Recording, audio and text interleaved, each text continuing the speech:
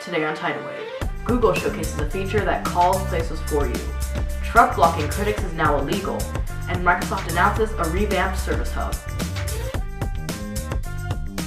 Welcome back to Today on Tidal Wave. My name is Parth, and early this month, Google hosted their I/O 2018 event where they talk about their future tech and visions for the company. At the event, they unveiled a new project called Google Duplex, which combines Google's AI and natural speech to make calls for you. Duplex can, for example, call a restaurant to make you a reservation after you ask your Google Assistant. Maybe imagining a metallic robot voice just calling the restaurant, saying pre-made speech, and then hanging up. But Google went way further. They use their AI to keep an ongoing conversation with the place that you want to call, and also use their natural voice that pretty much sounds human-like. These two things together make it seem like there's an actual person calling the establishment, and the worker on the other side might not even know that they're talking to a robot. Here's a clip from the event to show you how realistic Duplex actually is. So how can I help you? Hi, I'm calling to book a women's haircut for a client. I'm looking for something on May 3rd. Sure, give me 1 second.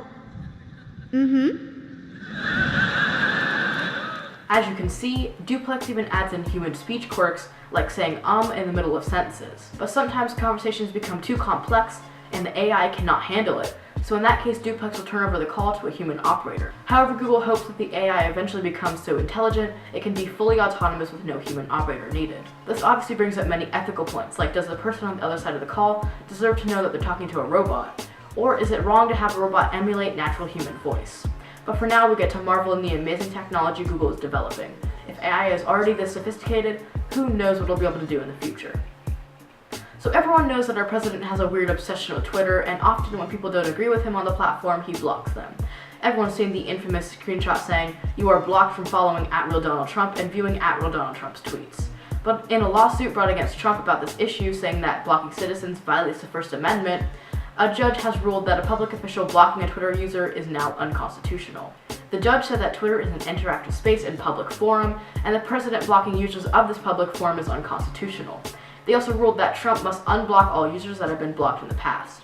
However, the ruling only says that public officials cannot block users, leaving the option to mute them instead. Even so, obviously the government isn't happy. The Justice Department said that they, quote, respectfully disagree with the court's decision and are considering our next step, end quote. But in the meantime, say all you want because you won't be seeing that fabled "you've been blocked" message anytime soon. Microsoft released a teaser for their high-tech sequel to the original Surface Hub, the Surface Hub 2. The original Surface Hub, while it was kind of cool, was very clunky and just like a touchscreen TV. However, Microsoft really hit it out of the park, showcasing the Surface Hub 2. It's a huge, almost bezel-less mega screen that's touch-enabled, can rotate on a stand, has a USB-C attachable 4K webcam, and from what was shown in the video, can be modular. It overall just looks amazing and like what would be in a futuristic office space. If you look through the video, you can see its smooth rotations and modern OS, and then what looks to be a fingerprint sensor on the side, meaning that it can support multiple users and unique profiles. Then, you can see that the Surface Hub might be integrated into Windows because it's being controlled by a Surface laptop. Lastly, you can see its modular capability as one image is being spread across 4 screens. Microsoft hasn't announced the price yet. What they've said so far is that they will release the product to select customers later this year, with the full release in 2019. But whether you like Microsoft or not, you have to admit, they're innovating for the future. Before we close out this episode, WWDC is very soon, and we plan to have full coverage of the event. We predict the structure will be very similar to last year, with around 4 segments, each talking about one of the main points of the conference. However, we plan to release these segments earlier than last year, so you can get all the news as soon as possible, so stay tuned. And that's all we have today on Tidal Wave. You can check out our sources in the description of this video. Thanks for watching, and we'll see you in the next episode.